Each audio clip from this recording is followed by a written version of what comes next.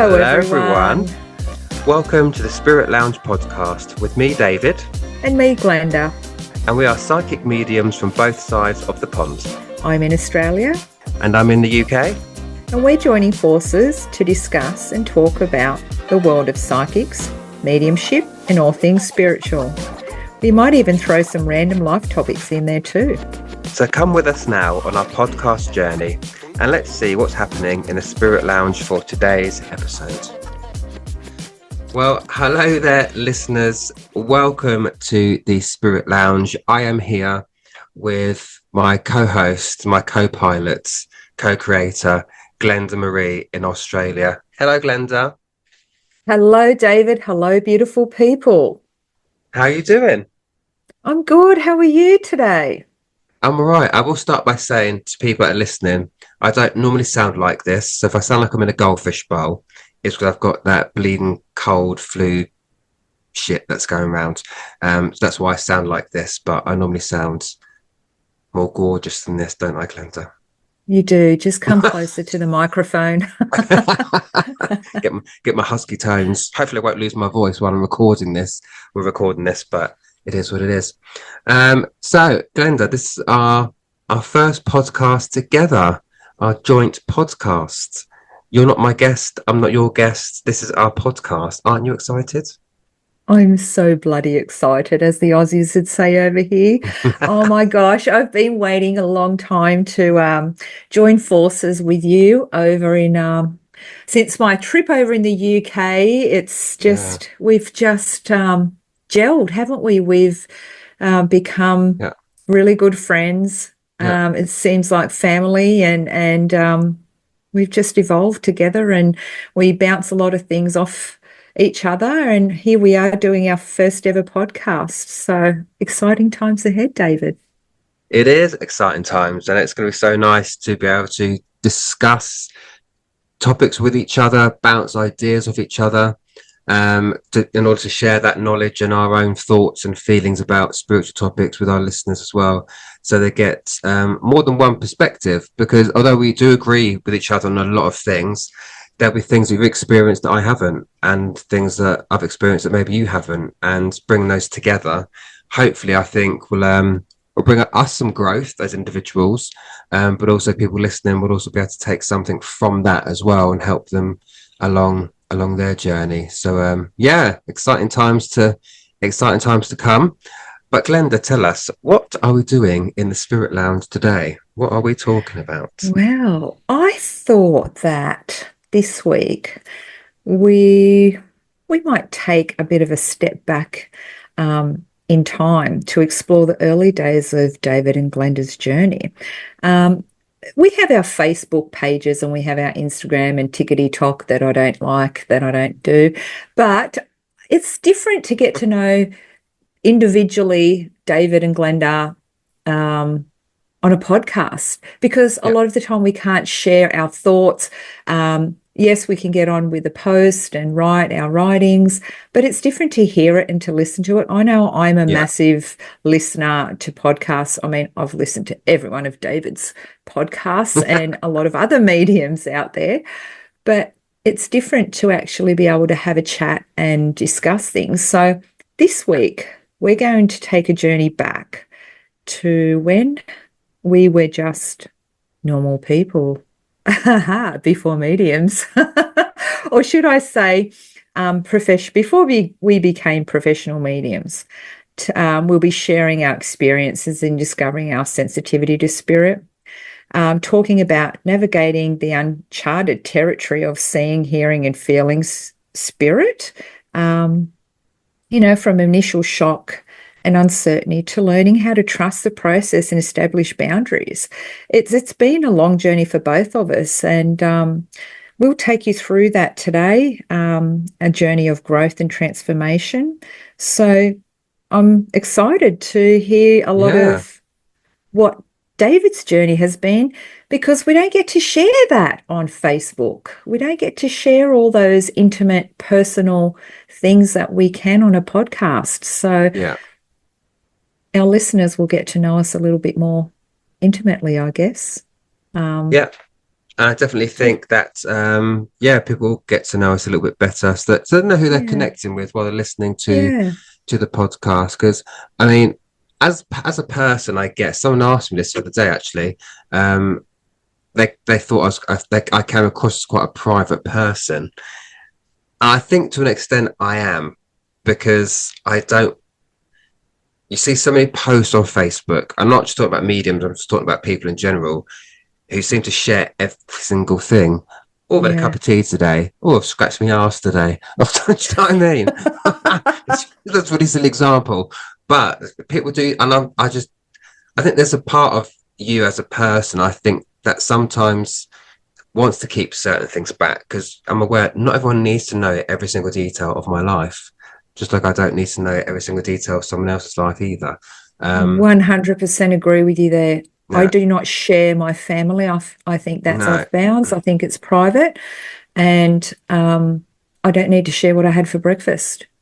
and that's it. And also, I think it's about respect for people as well, because I know a lot of people do ask about my partner and does he do this kind of work and all that kind of stuff. And I don't share a lot about him on Facebook because he doesn't do it on his own Facebook.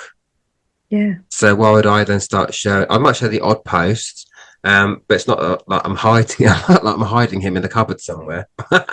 I can come out when I let him. No, it's just because it's just because he's quite private as well, and he's been asked to be doing this stuff publicly, and so I leave him to his, to his stuff, and he leaves me to mine.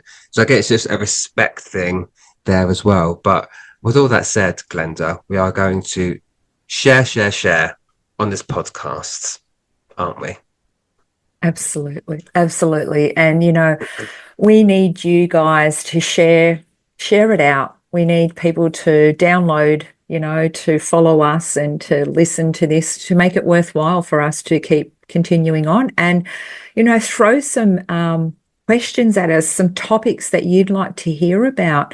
Maybe you haven't heard it in a previous podcast. Maybe you're interested in how how David and I do things, or the way that we incorporate these sort of things in our life.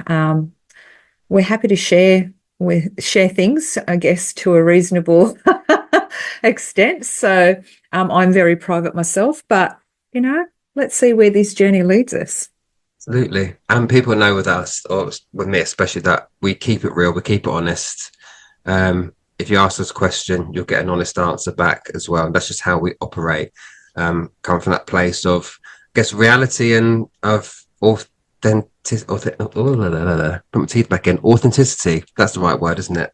I guess. Yes. So yes, hopefully, people, you'll enjoy this journey with us. So let's get into the juicy details, shall we, Glenda? Okay, so this week on the Spirit Lounge, we're going to ask some questions. And my first question is going to be to David about when he first noticed his sensitivity to spirit. Like, David, how old were you at that time? I don't remember, because my journey is a little bit different in the sense of, it feels a little bit like I chose to develop rather than it choosing me, if that's the right thing to say. So only because, as a child, I don't remember seeing spirit. I don't remember talking to spirit. I was told, when I was 2 or 3 years into my development, I was told by my mum and my aunt that I used to talk to the wallpaper in my grandparents' flat in London.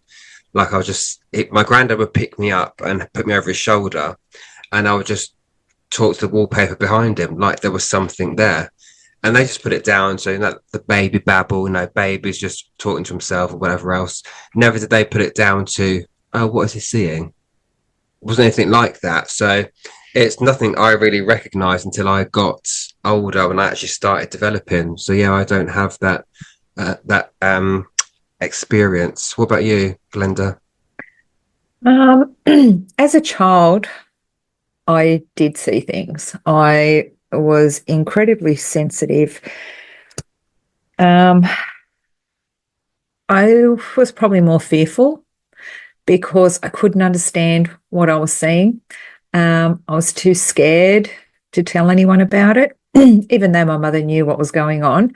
Um, no one talked about it. I think it was just that religious thing that you don't talk to dead people, you don't see dead people. So I was seeing lots of different things. Um, as I grew older, I pushed them aside.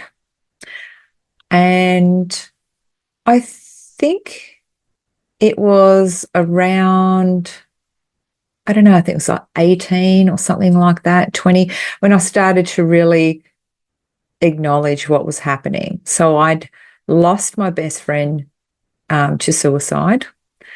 And at that point, I was seeing him everywhere, everywhere. And I couldn't tell anyone. I couldn't understand it. I felt like I was going insane. And it took a good 6 months for that to stop.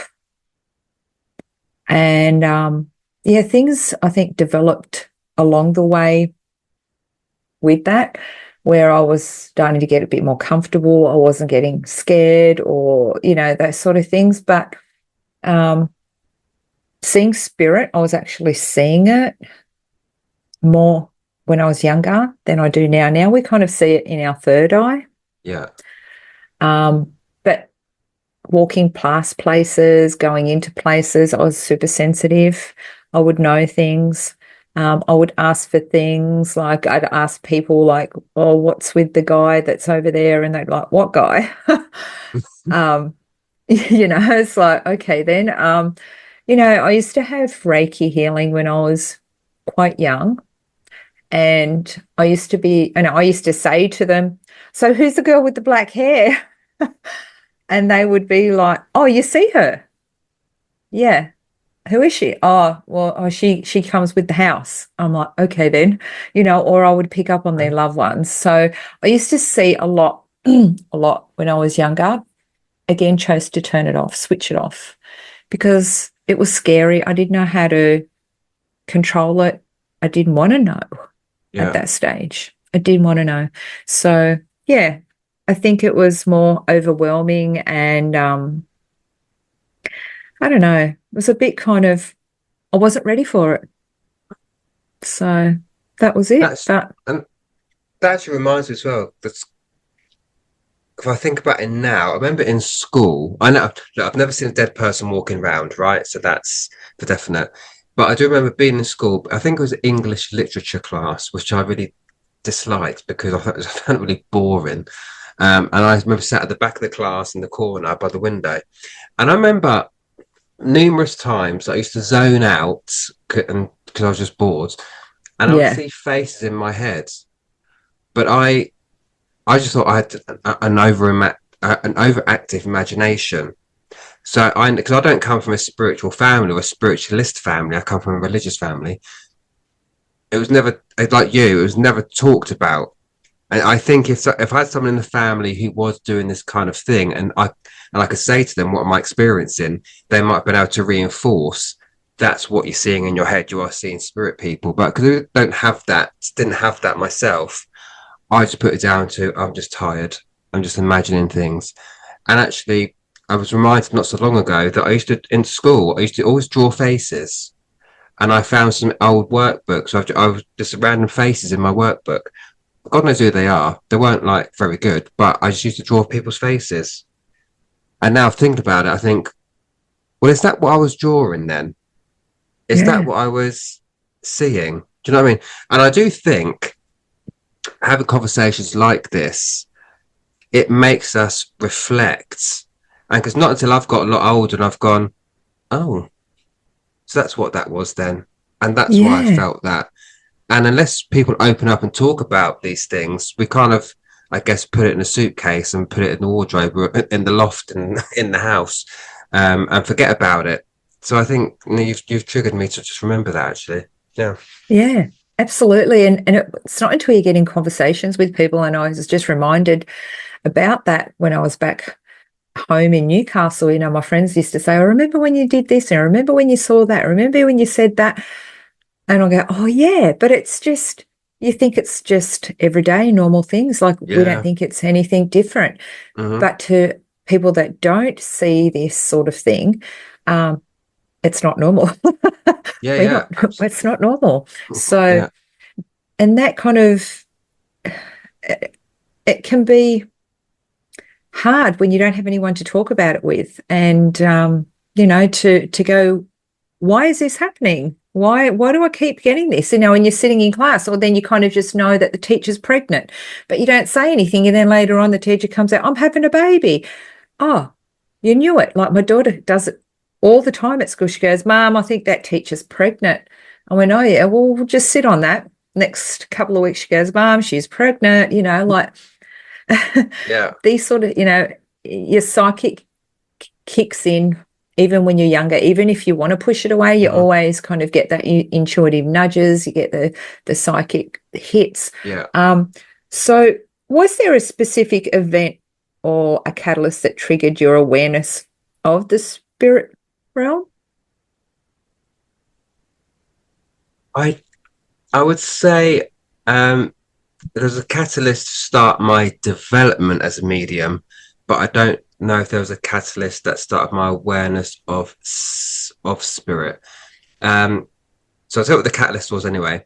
So just to give a bit of background, for many years as a teenager, from like 17, 18, up until my maybe mid 20s, I would go to psychic fairs and I would sit with different psychics and things. Never sat with a medium. I never had a reading with a medium, so I never had a spirit connection because at that point I think I'd lost probably one person in the family that was close.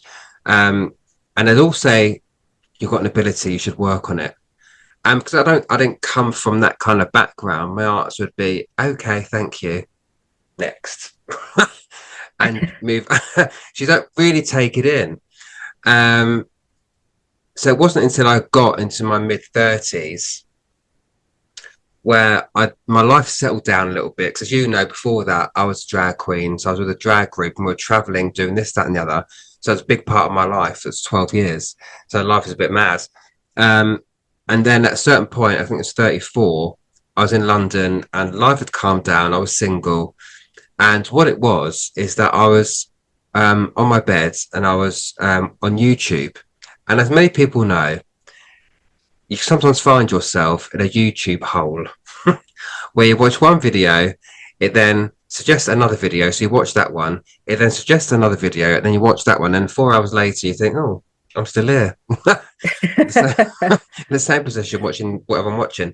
And what it was is that I'd come across the Long Island Medium show with Teresa, no, the woman with the big hair, Teresa Teresa Caputo. Computer. Oh my Yeah, God, I love her. yeah. And I never, I didn't know who she was. I don't know why it came up my YouTube suggestions thing. I have no idea. And again, I was in that YouTube hole of, okay, I've watched the episode. Now let's watch the next one. Then let's watch the next one. And for whatever reason, I always know it's spirit, will lead us in certain directions when we need to go there. Something in my head said at that point, now's your time. After many years of not watching any kind of mediums at all, something in my head went, right, now's your time to help people like she's helping them. I think a part of it was me wanting to be nosy and think, oh, I could look into people's lives there, couldn't I? But it was more because I always found it fascinating. So from the age of 14, I stopped going to Catholic church and I started looking at spiritual TV shows, the Colin Frys, the Tony Stockwells, the Derek Corys, even Sally Morgan, all these people. And I would have on cable TV back then, you have Living TV, which showed all the paranormal shows, Most Haunted.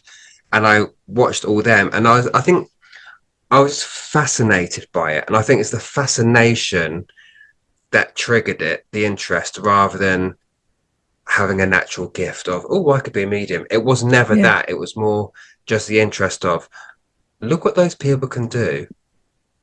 Look how they can bring that person comfort. Look how they. So I never looked at it and went, "Oh, that's not real." I never did that. For whatever reason, I always looked at it as there's something in that, and it's something fascinating, and I think that's what piqued my interest. Never did I think I would be one of those people, but here I am. Here we are. And yeah, it was that just Teresa Caputo show. Not because I want to work like her or be like her, because I don't. But it was more again something just after many years of not watching those things, something just in my mind went right now it's time, and that was really the catalyst. It wasn't through any loss or anything like that. That was just that was the catalyst there and then. I thought right now, maybe now I'm in a different space in my life where I've got the time to dedicate it to development of mediumship and psychic stuff. So that was really the catalyst for me. Wow. Yeah, I love that. I love that, David, because you actually were watching, the great pioneers of Mm, mediumship, you were really connected to the yeah. people that are fantastic mediums. Other than Teresa, she has no ethics with her work and the way that she approaches people. I No, I'd mean, agree. can you imagine walking up to someone in a shop and just going, I have your brother here. He wants to give you a message. Like, imagine if that person was not ready for that message, Yeah. there's something that we don't do. No, I've never done that. I will never do that. And It's I don't normally just, say never, but that's something I'd never do. or if you do, or if you It's a did, bit I think you tacky. do it at the beginning of your development when you first started because you're so You're so excited to give someone a excited. Yeah, no, I message, agree. Yeah, yeah, but I've and never done it. you break all the rules, and later on when you've pulled your head in and you have done some development, you kind of go, oh shit, I shouldn't have done that. I shouldn't Yeah, have done that. Wow. Oh, I shouldn't have said that. I can reflect on some of the things that I started off with and I think, oh my Lord, I should not have said that. Holy shit. But we grow, we evolve, and I yeah. mean, It's a it's just lesson, like isn't it? school. Lessons and We're everything. here at school where it's a lesson. So, Hmm. um, and for me, I think around, my the age of 18 or 20s, my early 20s, all of that was one thing after another for me. It was, I had an NDE, and near death Yeah, experience. That was mind blowing. They opened my mind to what it was like in heaven and the connection that I got there. And I'm only now validating all of that through my work of yeah, like, that was real, that did yeah. happen, through that. And also, when I think back, I grew up with this sort of stuff, but not mediumship. Like my family lineage is all psychics. Um, Mm, I grew up watching, I say my mum, the old girl. My maternal mum, my maternal mum was right into healings, readings, witchcraft, all of that stuff. But I didn't have a life with her for yeah, very long. So my aunt that raised us, I'll call her my mama or the old girl. So I always say that she's my mum because my whole life was spent with her. And I went on to her doing readings, coffee readings, people coming to the house doing readings. It's like, mm, go and get that coffee ready. It has to be a certain consistency because you have to be able to read it. But never needed any tools like people do these days. People rely so heavily on tools to do readings. She never needed anything. And, I remember, here's a juicy story for you. I remember when a lady came to her, and my old girl, she had no boundaries. She would tell you everything. If you wanted to hear it, whether it was dark, no good, negative, she would tell you. And I always said, you can't say those sort of things. Once she had a friend uh, a woman that turned into a really close friend, and she said to her, your husband's cheating on you. And she's like, really? She said, yes. She got in the car. She took her to the building and said, you'll find him on the seventh floor with a woman with blonde hair and blah, blah, blah. Sure enough, spot on, like absolutely spot on. oh wow. She was one of the best psychics I've ever known. She told my husband so many intimate things, that personal things that no one would know in the family, Mm, or that had even come to fruition, and they did. And I look back at all the things that she's said to me and I just think, holy smoke, she was freaking amazing. If I'm just half as good as her, I'd be proud. But she always I always hear her and she always used to say to me, you are, you are, just keep doing it. But they never delved in mediumship. That was one thing that they never did. And that came about for me, and it kept opening up more and more through my readings. And I'm going back to her and I'm saying, this is happening and this is happening. And she's like, oh, you can't do that. You can't do that. And it wasn't until I actually gave her a message from her brother that had passed that she saw the healing that it provided. And then she said to me, you've got to do this. You've got to keep giving that and helping people. She goes, I'm sorry that I said no to you, that you shouldn't do it, but you were born to do this. You've got to keep doing this. You've got to help people with what you can, give them, what words, what encouragement, anything that you can help somebody that is grieving can be life-changing. And she was just my biggest cheerleader and still is spirit side now. But she encouraged me to step forward with it and to move through, do the development, the training, all of that. And I think it changes you as a person. Like, here I am rattling on, before that I was at the hospital working with, patients. Yeah. And they're dying on me. They're waiting for me to come beside them to take their blood and stuff, and then they take their last breaths. And I'm like, wow, this is happening too much. I'm happy. And then I started to help people transition, and I'm like, this isn't what I signed up for. Sure enough, it was all leading to this.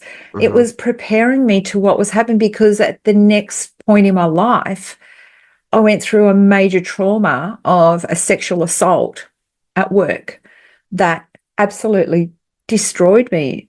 I lost the person who I was, and it wasn't until I turned to spirituality, to mediumship, to that healing, that I was able to come back from that and heal myself.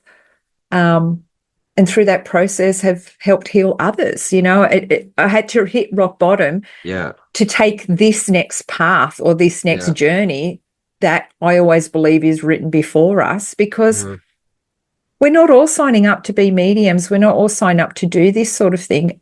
There is a handful of us that do it. We're not all signed up to be pianists and professional tennis players, but some of us, I do believe it's our journey. What do you think, David? No, I agree. I always say that mediumship is open is available to everybody, but it's not meant for everybody. Yeah. So I do think that certain traumas can. I mean, for me, it wasn't that, but obviously for you, it was. But a lot of people do say in this field that to be good mediums, you need to go through. It sounds a bit harsh to say, but if you've been through a tough life, or tough experiences, that helps you in your own mediumship, because you've been there and you're able to then level with the other person that you're talking to when you're giving them a reading, because you felt it, you felt that pain, you felt that that trauma, or whatever term you want to put on it. Because I think it's true. If you have an easy life and everything's hunky dory and everything's roses, part of me then thinks that then as a medium, how would you then show empathy and compassion to someone who's had a complete opposite life to you? So it's not wishing trauma on anybody that's doing this journey, but I think it's just to point out that actually, if you've been through some hard times, maybe put it this way: if you've been through hard times, rather than looking back on it and go, how shitty was that and how negative it was, which obviously it was, it's actually turning it into a positive and going, well, actually, I can use that to help my clients and turn it into something more positive. So looking at it as a bloody horrible lesson, a tough lesson, but you're sort of able to take that and empower yourself really to face it and go, right, I can use this to help my client or whoever's coming to see me. Absolutely, because you felt the pain, you felt the Yeah. grief, you felt the hurt. You're more of a compassionate person. You can level with that person, and Yeah. unless you've been through a lot of things, and I can tell you right now, I don't know any medium that hasn't been through grief or hasn't lost someone. Mm, Um, absolutely. you, I don't think you're just going to wake up one day and go, I'm going to be a medium. You just, Yeah. you don't. You Yeah. don't. I think that certain aspects of your life set you on this journey. You, it's, and it maybe is it because we're all healing and we're doing the work through healing to understand, the grief and the journey, but it's also being able to evolve and not be stuck in that grief where a lot of people are. Because as you know, David, our loved ones don't want us to be stuck. They don't want us to be Absolutely. grieving and crying and not living our life like the connections that we've had. They're all about empowering us to keep moving forward because they're living through us now. Yeah. Yeah. I always say that your loved one's never going to want you to sit there and be and stay in the energy of No, sadness and trauma and pain. They want us to be able to move on, to move forward with our life in a with a certain sense of contentment and happiness and those kind of good things. So yeah. So absolutely. So, David, did fear ever play a role in your early spiritual journey? Like, how did you work through the fears of, how can I say this? At the beginning when you're starting to open up, whether it's just the fear of the connection or is it maybe the fear of the connection and also the fear of getting it wrong or connecting to spirit when you start your development? the first fear that I had was the external um, noise. So the skeptics, because before I actually went into it and officially developed, I was watching the Facebook mediums where they're doing the live streams and all that business, and I would watch them, and as I watched them, I would see the hateful, and they were hateful comments that people would put. So all the trolls, basically, or skeptics, whatever you want to call them, but they were just spiteful, hateful, nasty comments, and I thought to myself, do I actually want to do this? Because I don't need that hate in my life. I don't need to be doing something good and some arsehole is putting those kind of comments on those posts. Do I need to invite that negativity into my life? So I nearly didn't start developing at all because I saw it. Because I'm quite a sensitive person as well. And, Yeah. having been bullied in the past and things like that, it felt a little bit like that to me, like this person who is trying to help people through the mediumship is receiving these kind of comments. And a lot of the comments weren't even about the mediumship. They were just personal attacks against this medium who these trolls obviously didn't know personally, but yet they still had that platform to do that. So I thought to myself, actually, maybe I don't want to do this because I don't need that and I don't want it. But then the other part of me thought, no, do you know what? Bugger it. I want to do this because I feel like I can and I can do a good job at it. So I kind of, me being me, just thought, fuck you. And I thought, pushed them aside and I just got on with it. And then the only fears that came after that is the fear which we all go through, which is, what if I'm shit? What if I can't do it? What if I can't connect? What if I get something wrong? What if someone says no to me? What if I look an idiot? Da, da, da, da, da. And all those things that go around in your head. So that some of that fear is still there. Let's be very honest. That I don't think I that think fear it always will be. yeah, I don't think that fear completely goes away at all. Um, and so yeah, so that's the only really the real fear that I have. I think is I'm not afraid to get things wrong because we can be wrong. Mediums Yeah. can be wrong. We can interpret things incorrectly. But I think, especially when you first start developing, and so this for anyone that's listening to this that is a developing medium, know that it's normal. It's normal to feel like you're a failure. It's normal to feel like you are shit. It's normal to feel the fear of, what if I get this wrong? What if I don't get it clear enough? What if it's not evidential enough? That's a normal process which we all go through and still go through. So I still have those slight fears in my Absolutely. head as well. So I say that's probably the main fear in my life, really, is not, I think it's the fear of not doing a good enough job.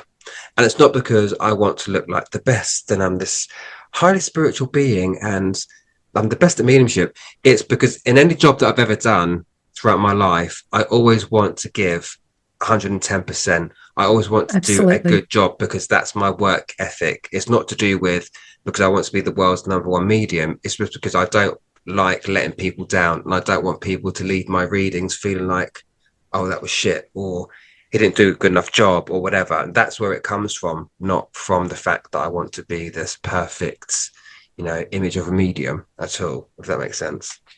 Oh, absolutely. It makes 110%. And it's because you care. You That's actually it. care. That's what it Yeah. is. And I always say to the person that sits in front of me, my clients, like, I want you to get the most out of your reading. You're paying for this. I want you to walk away happy with what you've got. And Absolutely. we hold such a high standard for ourselves to be good or to deliver the message in the right way.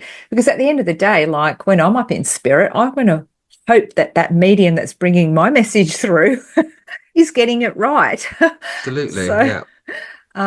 and that, that comes back to, the development and the practice and everything that we put in.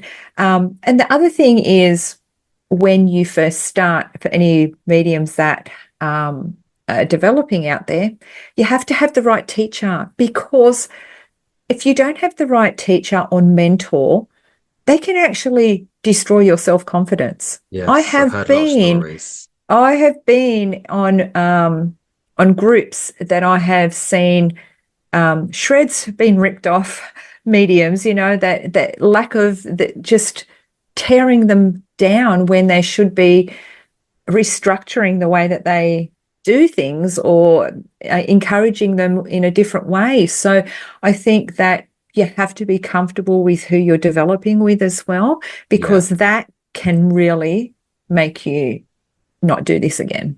Yeah. And I have heard many a story where people have almost left mediumship because of the way they were spoken to, or how Yeah. their confidence was so damaged just purely by the way a teacher spoke to someone. So you are definitely correct. You have to find the right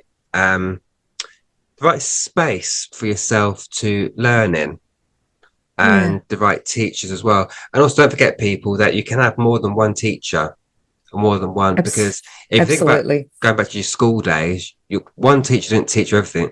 Not one teacher didn't teach you German, maths, science, French, English. You had a different teacher for all those different subjects or facets of topics, or whatever you want, whatever term you want to put on it. And the same with mediumship. There are many different facets of mediumship, which different mentors will have their own strength in teaching you. So yeah, do your research as well, people, when you're looking for places to learn. But Glenda, what fears do you have? Do you have? I'm sure you do have fears. If you don't, tell me what your secret is. But I'm sure you do. What have your fears been? Do you still carry them? Absolutely. Um, Here in Australia, there is not a lot of platform work like there is in the UK. So we don't get to do much platform work. My fear was to get up on stage and do what you guys do. And I got to do that in the UK. It was fantastic. And I absolutely shit myself. And it was like phenomenal at the same time. And I Can had I COVID just at the same I time. was about to say, can I just say that you had COVID whilst you were working on platform, and you did a wonderful job. So that's another one in your hat. Is that right? Absolutely. So, like, again, unless you try it, you'll never step over that fear. I've done it and I enjoyed it. I don't know if I'd particularly enjoy doing it by myself. Have I continued to do it here in Australia? No. It's not been my drawing point. It's not fulfilling me. I am the person that likes a good one-on-one where you can openly discuss things, where we can get personal, where I can dig deep in Yeah. your underwear drawer and find all your dirty little secrets and make them all come out so that you have to look at them and face them. No, no, no. I do love a one-to-one because, one, I got to experience Arthur Findlay College. Now, you can love it or you can hate it, or there's a mixed bag of emotions that go with Arthur Findlay College. I found it a great experience. I could also see the negative aspects of it. Number one is, here in Australia, we don't have the SNU, we don't have the spiritual church, we don't have the CN, whatever, how many other is there? SNU, the ethics that go, SAGB, yeah, all of Spiritual those. Association of Great Britain. So we don't have any of that. So little old Glenda from Australia decided to spring some special words that we do say in Australia as mediums, and it was not swallowed very well in the spiritualist church over there at Arthur Findlay College. But I gave it a good crack and they laughed, and I walked away going, I did it.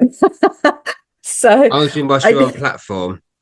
on platform, yeah. Well, I was on platform because I got on platform every day in Arthur Findlay. I was one of those people that thought, I've paid $1 million to get over here. I'm going to challenge myself to the absolute most. And you know what? I don't regret any of it. Absolutely loved it. I met so many beautiful people, so many amazing mediums. I was absolutely shitting myself before I went. And to tell you the truth, I actually cried. I think it was a couple of days before I left, because it was a massive journey for me. I just lost my mum. I was traveling to the other side of the world by myself. And I was going on this massive spiritual experience. And I was really nervous. I was really scared.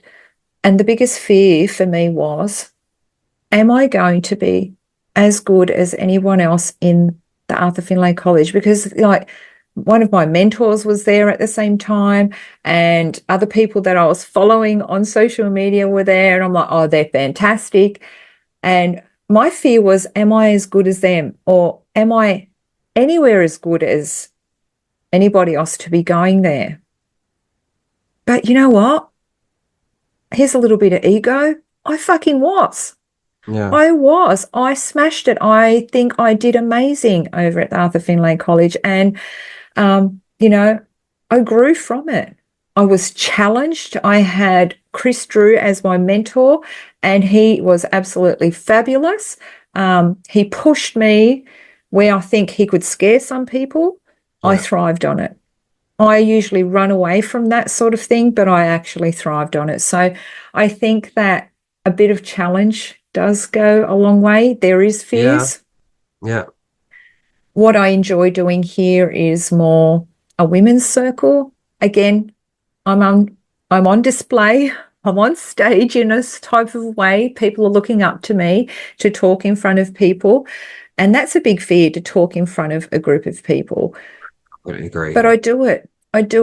I show up for my readings. I show up for my healings. And before every one of them, I think, okay, Spirit, don't let me down, as we do, you know, and, you know, our fairy godfather, psychic medium Bill Hughes, reminds us all the time, Spirit will show up.